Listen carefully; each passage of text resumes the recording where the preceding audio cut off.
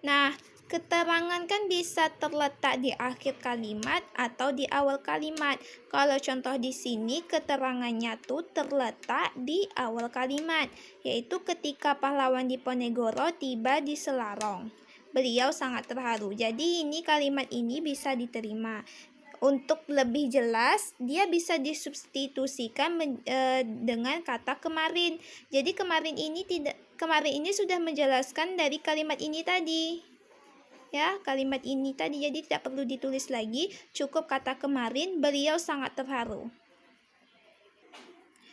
Baik, selanjutnya yang kedua, hubungan makna antara klausa yang satu dengan klausa lainnya dalam kalimat luas.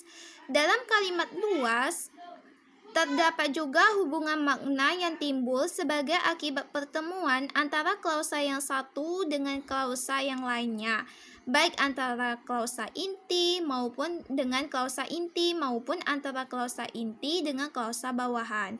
Hubungan maknanya itu terdiri dari sebagai berikut. Yang pertama, hubungan makna penjumlahan. Kata dan dalam sebuah kalimat termasuk hubungan makna penjumlahan, yaitu hubungan makna yang bersifat menjumlahkan, menambahkan, atau menggabungkan. Contoh dari hubungan makna penjumlahan kata dan. Contoh kalimatnya yakni dia membuka tali dan mulai bersisir. Nah, di sini terdapat kata dan. Dan ini kan dalam sebuah kalimat termasuk hubungan makna penjumlahan, yaitu hubungan makna dia tuh bersifat menjumlahkan atau menambahkan atau menggabungkan. Jadi kalimat ini dia itu menggabungkan kedua klausa ini, dia menggabungkan. Jadi dia membuka tali dan mulai bersisir. Jadi maksudnya ini maknanya dia ini membuka tali bersamaan dengan dia memulai bersisir. Nah, contoh yang keduanya yaitu penerbangnya turun dan berdiri di samping pesawat. Nah, maksudnya di sini kan ada kata dan. Dan inilah yang menggabungkan kedua klausa ini, ya, menggabungkan. Nah, penerbangnya turun dan berdiri di samping pesawat. Maknanya penerbangnya turun bersamaan atau bersamaan berdiri di samping pesawat. Nah, itu maksud dari kalimat ini. Nah, sedangkan kata atau dalam sebuah kalimat termasuk hubungan makna pemilihan. Misalnya, kalimat setiap pagi Ali menyapu atau mengepel lantai. Maksudnya ini kan kata atau ini kan sebagai pemilihan atau sebagai pilihan. Nah, dari kalimat ini kan berarti si Ali ini setiap pagi dia menyapu atau mengepel lantai saja. Maksudnya setiap pagi Ali ini dia tuh menyapu saja atau mengepel lantai. Berarti dia tuh salah satu dari kedua ini. Itu maksud dari kalimat ini. Selanjutnya, kata penghubung lain yang digunakan untuk menyatakan hubungan makna penjumlahan ialah kata dan lagi pula, serta, selain, di samping, tambahan pula, dan tambahan lagi. Misalnya, dia membentak serta membanting-banting kakinya ke lantai. Nah, katanya itu yaitu kata serta ya di sini. Maksud penjumlahan itu kan menambahkan. Jadi klausa satu ini dia nih menambahkan klausa yang lain. Dia membentuk juga atau serta, maksudnya serta ini kan menambahkan yang lain. Dia membentak serta membanting-banting kakinya ke lantai. Kemudian contoh yang lain, tulisan dokter itu kecil, lagi tidak jelas. Maksudnya di sini tulisan dokter itu kecil dan tidak jelas juga. Itulah maksudnya. Kemudian yang kedua, hubungan makna pertuturan. Hubungan makna pertuturan ialah hubungan makna yang menyatakan bahwa peristiwa, keadaan, atau perbuatan yang dinyatakan dalam klausa itu berturut-turut terjadi atau dilakukan. Biasanya ditandai dengan kata penghubung lalu. Misalnya, ia mengunci sepedanya, lalu masuk ke sebuah toko. Nah, ini kan kalimat ini menyatakan sebuah peristiwa, menyatakan sebuah keadaan, menyatakan sebuah perbuatan.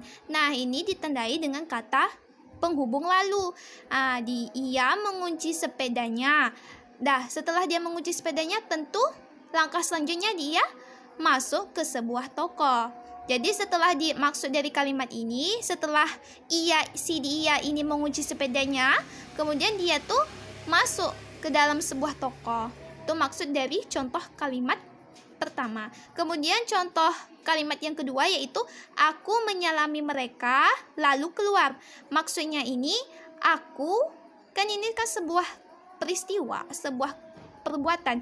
Nah, si aku ini setelah menyalami si mereka, kemudian dia keluar. Setelah dia menyalami, langkah selanjutnya si aku ini dia keluar. Nah, kata kemudian dan lantas juga digunakan, misalnya, kami berhenti sebentar. Kemudian dengan suara sederhana kami bertanya.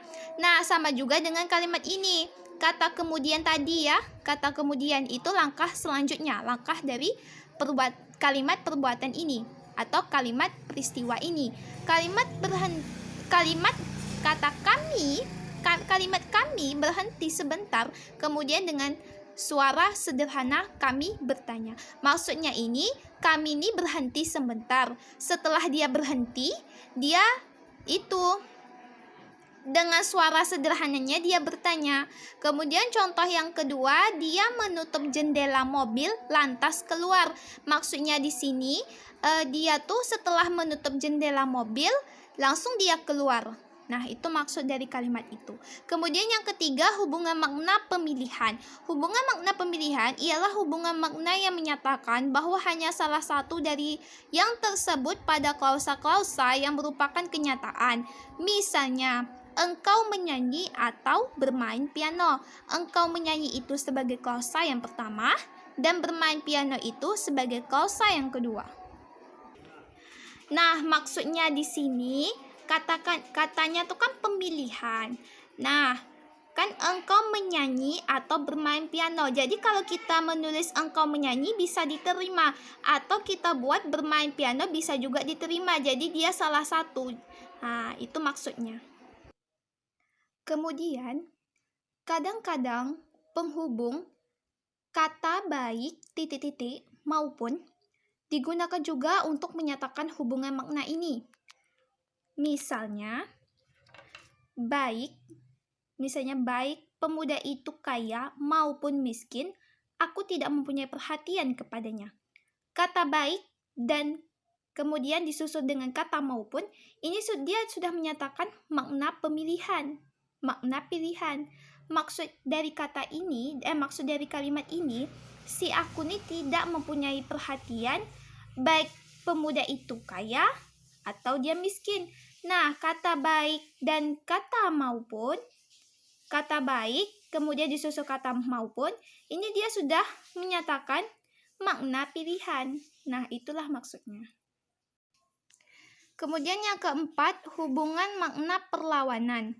Ialah hubungan makna yang menyatakan bahwa apa yang dinyatakan dalam klausa yang satu berlawanan atau berbeda dengan apa yang dinyatakan dalam klausa lainnya. Kata-kata penghubung yaitu kata tetapi, tapi, akan tetapi, namun, hanya, melainkan, sedang, sedangkan, padahal, dan sebaliknya. Kata-kata tersebut menyatakan hubungan makna perlawanan.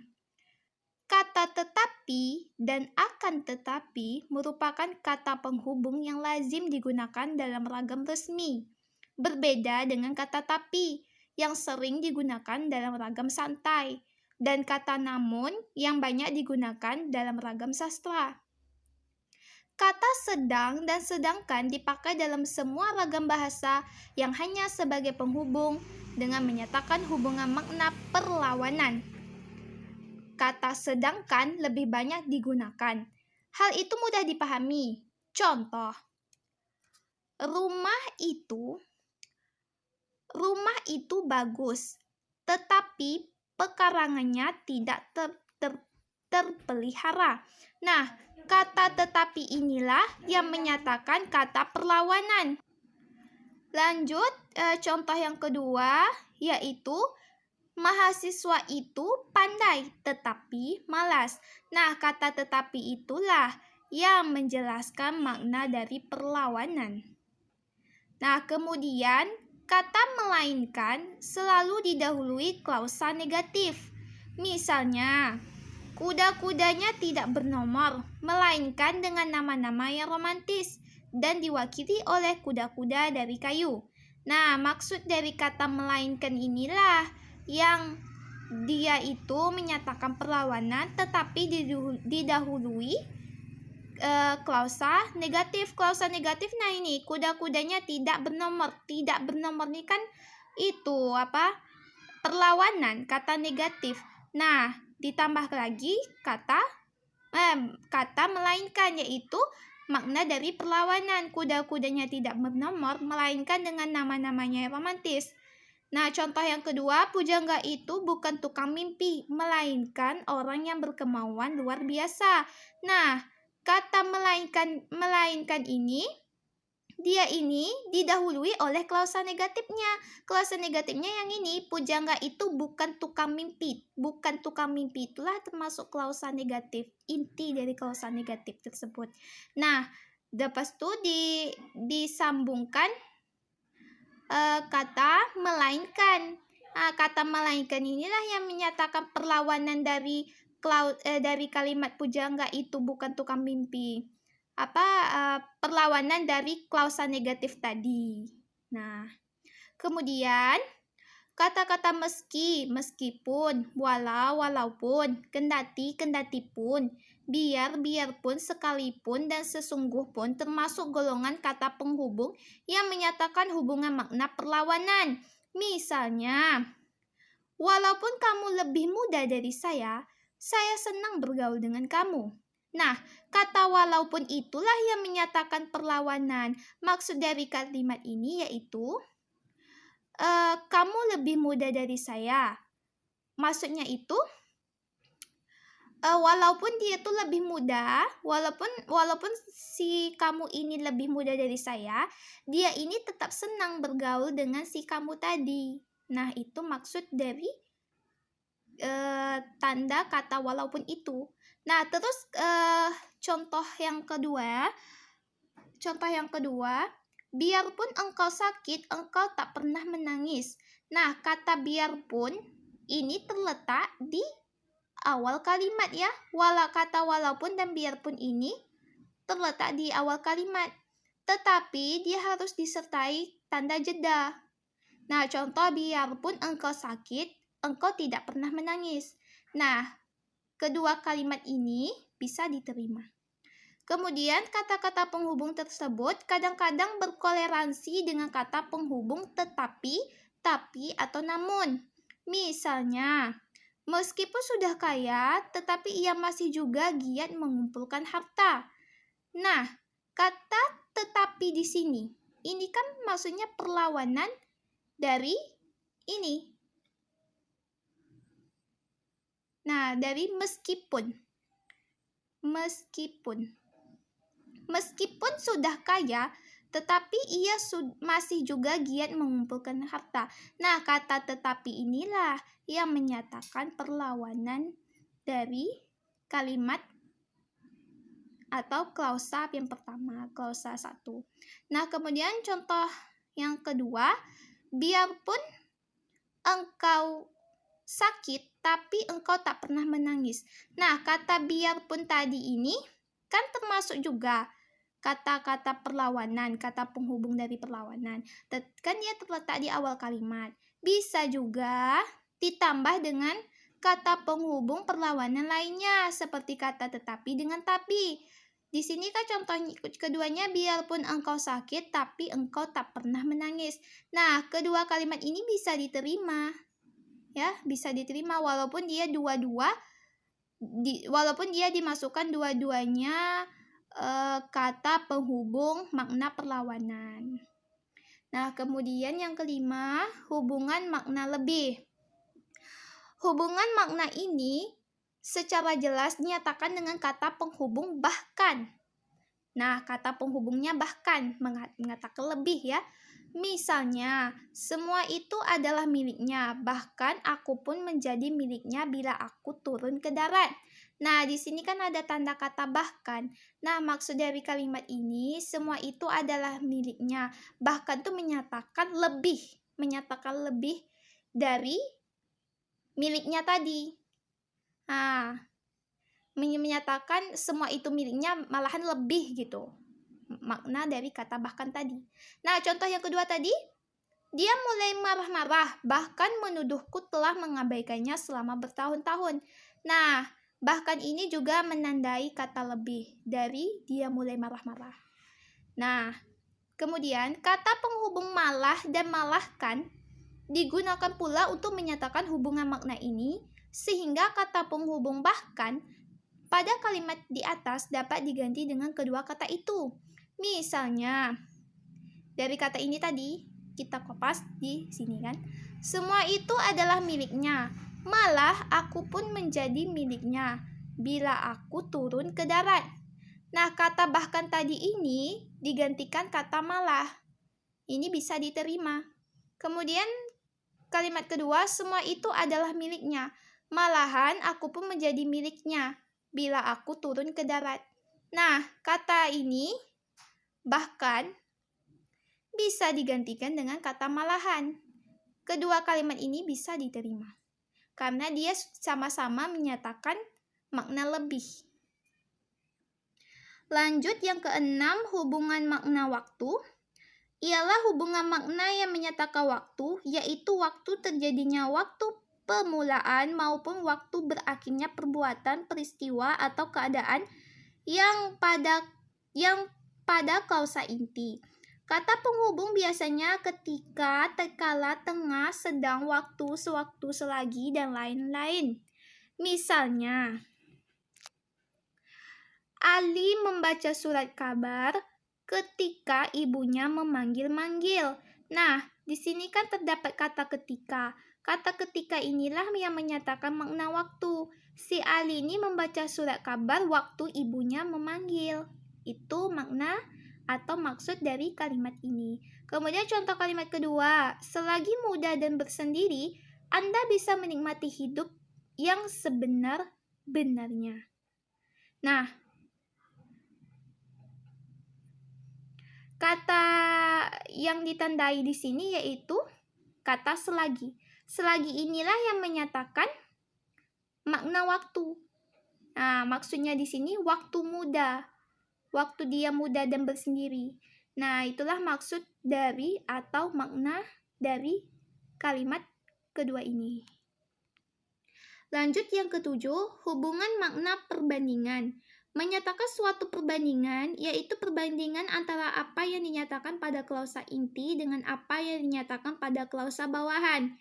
Jika perbandingan menunjukkan bahwa apa yang dinyatakan pada klausa inti melebihi apa yang dinyatakan pada klausa bawahan, maka digunakan kata penghubung daripada yang menuntut hadirnya kata lebih pada klausa inti. Misalnya, mereka lebih suka memiliki uang daripada menyimpan barang. Nah, pada kalimat ini terdapat dua kata penghubung yang menunjukkan atau memaknakan makna tentang perbandingan dari kalimat ini. Nah, contohnya, mereka lebih, di sini bisa ditandai kata lebih. Mereka lebih suka memiliki uang daripada inilah yang menunjukkan perbandingan tadi, yang memaknai perbandingan dari si mereka ini, sehingga timbullah atau sehingga hadirlah si kata lebih tadi, menuntut hadirnya kata lebih. Jadi daripada ini harus ada kata lebih juga. Jadi kedua-duanya saling bergandengan. Maka pada kalimat ini dua-duanya dimasukkan, dua kata tersebut. Mereka lebih suka memilih uang daripada menyimpan barang. Nah, kemudian bisa teman-teman lihat pada contoh kalimat yang kedua, daripada engkau. Nah, kata daripada itu terletak di awal kalimat. Daripada engkau mengobrol sepanjang hari, lebih baik. Nah, kata lebih lagi terletak di bagian situ kan. Lebih baik waktumu kau pergunakan untuk membersihkan kamarmu. Nah, di sini kan ada dua kata, daripada dengan lebih. Nah, kata daripada dan kata lebih ini saling bergandengan, saling melengkapi. Keduanya tidak bisa tidak ada. Nah, kalau sudah ada kata daripada, pasti menuntut kata lebih ini muncul. Nah, kemudian yang ke-8.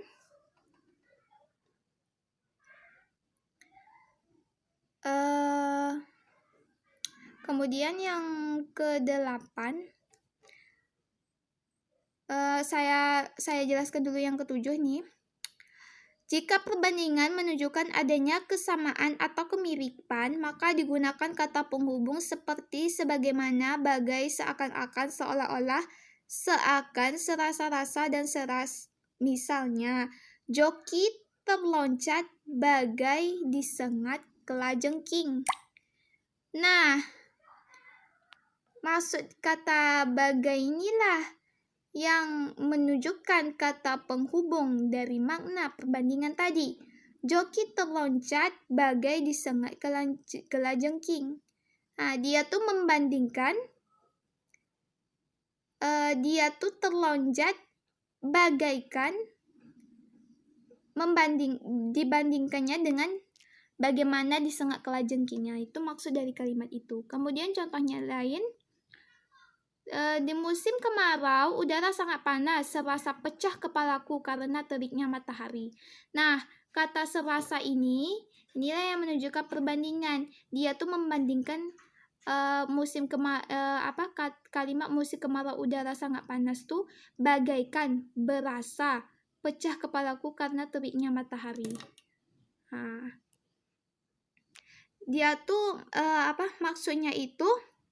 Maksud dari kata serasa itu, dia tuh bagaikan, seperti di musim kemarau udara sangat panas, serasa pecah kepalaku karena teriknya matahari. Nah, maksudnya itu. Dia tuh menunjukkan perbandingan dari klausa 1 tadi. Nah, kata serasa itulah yang menunjukkan perbandingan dari di musim kemarau udara sangat panas, bagaikan, berasa pecah kepalaku, seperti pecah kepala si aku itu. Nah, itulah maksud dari kalimat ini. Kemudian yang ke-8, hubungan makna sebab. Terjadi apabila klausa bawahan menyatakan sebab atau alasan terjadinya peristiwa atau dilakukannya tindakan tersebut dalam klausa inti. Hubungan ini secara jelas ditandai dengan kata penghubung karena, oleh, karena, sebab, lantaran, berhubung, berkat, dan akibat. Misalnya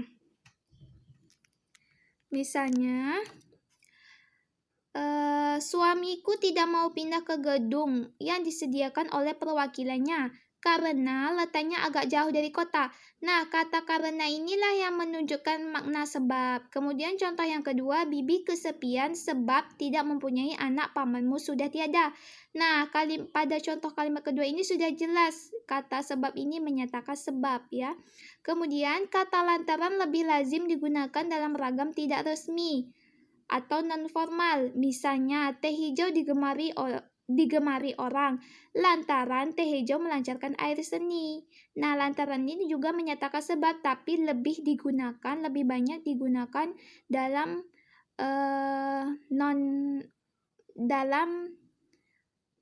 dalam non resmi atau dalam ragam tidak resmi. Kemudian kata berkat hanya digunakan untuk hal-hal yang baik. Misalnya berkat rajin dan ulet ia berhasil dalam usahanya. Nah, kata berkat ini menyatakan sebab tetapi lebih ke positifnya, lebih ke yang baiknya. Nah, kemudian yang ke-9, hubungan makna akibat terjadi apabila klausa bawahan menyatakan akibat dari apa yang dinyatakan pada klausa inti. Kata penghubungnya yakni kata hingga, sehingga, sampai, dan sampai-sampai. Misalnya,